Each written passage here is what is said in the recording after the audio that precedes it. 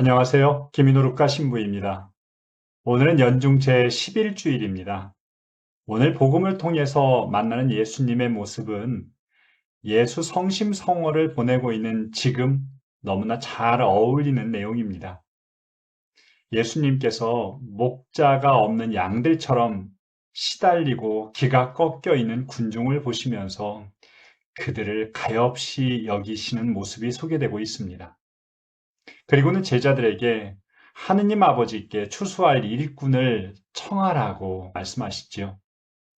오늘 말씀을 들은 이들이 나 또한 주님께서 가엾이 여기시는 사람임과 동시에 그들을 돌보아야 할 일꾼이라는 사실을 기억하면서 오늘의 여정 시작했으면 좋겠습니다.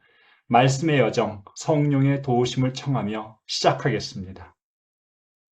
성부와 성자와 성령의 이름으로 아멘. 말씀은 네 바로 곁에 있고 네 입에 있고 네 마음에 있다.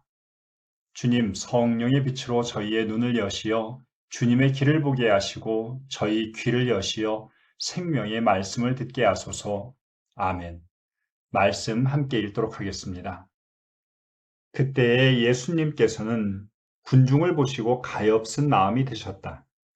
그들이 목자 없는 양들처럼 시달리며 기가 꺾여 있었기 때문이다. 그래서 제자들에게 말씀하셨다. 수확할 것은 많은데 일꾼은 적다. 그러니 수확할 밭의 주인님께 일꾼들을 보내주십사고 청하여라. 예수님께서 12 제자를 가까이 부르시고 그들에게 더러운 영들에 대한 권한을 주시어 그것들을 쫓아내고 병자와 허약한 이들을 모두 고쳐주게 하셨다. 12 사도의 이름은 이러하다. 베드로라고 하는 시몬을 비롯하여 그의 동생 안드레야, 제베데오의 아들 야고보와 그의 동생 요한, 필립보와 바르톨로메오, 토마스와 세리 마테오, 알페오의 아들 야고보와 타데오, 열혈당원 시몬, 그리고 예수님을 팔아넘긴 유다 이스카리옷이다. 예수님께서 이 12 사람을 보내시며 이렇게 분부하셨다. 다른 민족들에게 가는 길로 가지 말고 사마리아인들의 고을에도 들어가지 마라. 이스라엘 집안의 길 잃은 양들에게 가라. 가서 하늘나라가 가까이 왔다 하고 선포하여라. 앓는 이들을 고쳐주고 죽은 이들을 일으켜 주어라. 나병 환자들을 깨끗하게 해주고 마귀들을 쫓아내어라. 너희가 거저 받았으니 거저 주어라. 성부와 성자와 성령의 이름으로 아멘. 저는 말씀을 드라마처럼 읽자고 초대하고 있습니다.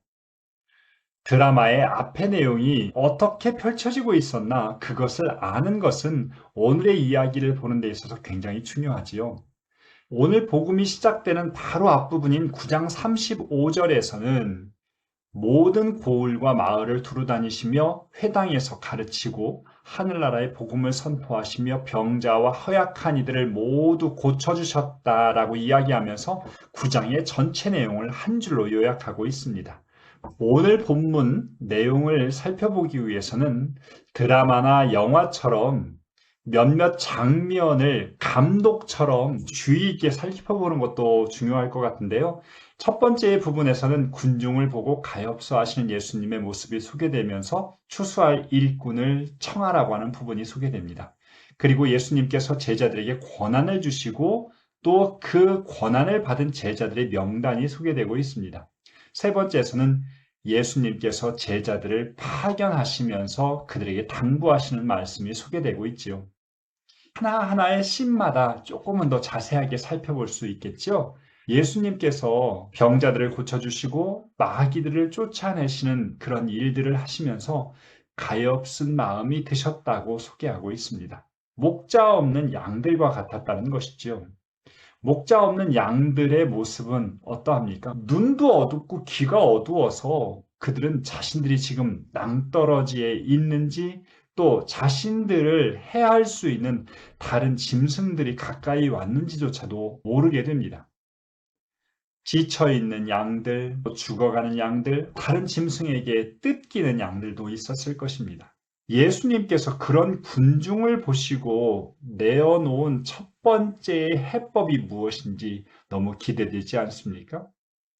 제자들에게 예수님께서 추수할 일꾼을 보내달라고 청하라고 말씀하십니다.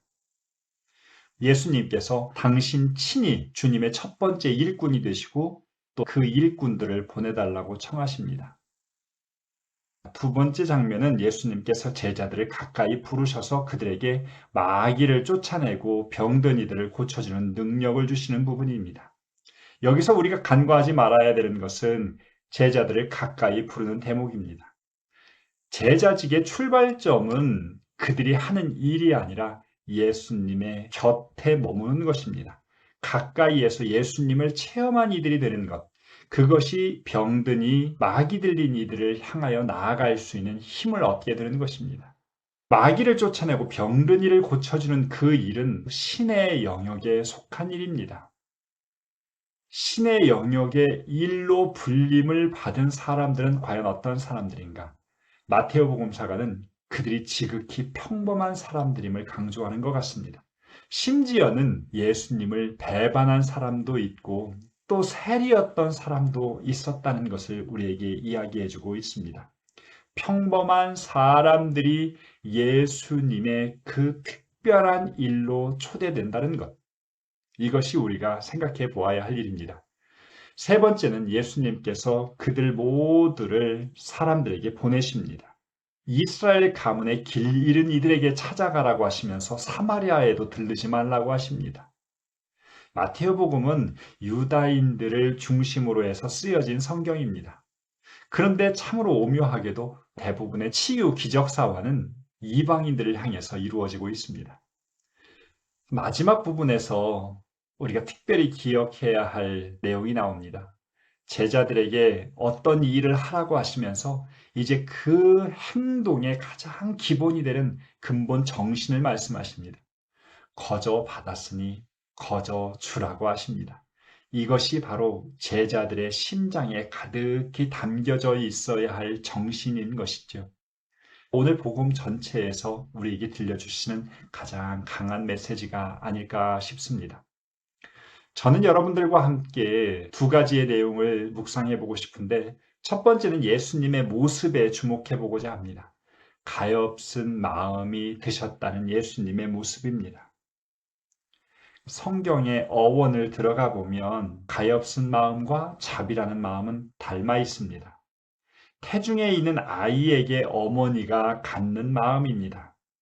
함께 느끼고 함께 통한다는 것이죠. 예수님께서 가엾은 마음이 들었다라고 하는 건 그들의 시달림과 기가 꺾임에 깊이 공감하셨다는 겁니다. 그런데 여기서 공감이라고 하는 건 단순히 감정적인 차원의 것이 아닙니다. 다른 이로 하여금 행동하게 만드는 것입니다. 이러한 예수님의 모습이 아닐까 싶습니다. 무척이나 갈증이 난 양에게 물을 마시게 하는 예수님의 모습. 그냥 양들에게 가서 물을 원 없이 먹어라 라고 손가락으로 가르치는 목자가 아니라 그들에게 손수 물을 떠서 먹여주는 목자. 이것이 제가 만난 예수님의 모습입니다. 예수님께서는 우리들 마음 안에 당신의 마음을 담아주십니다. 바로 가엾이 여기는 마음이지요. 이 가엾은 마음은 우리가 신앙생활을 하면 할수록 더 활동하게 되어야 할 것 같습니다. 그런데 상처받는 순간들도 굉장히 많은 것 같아요.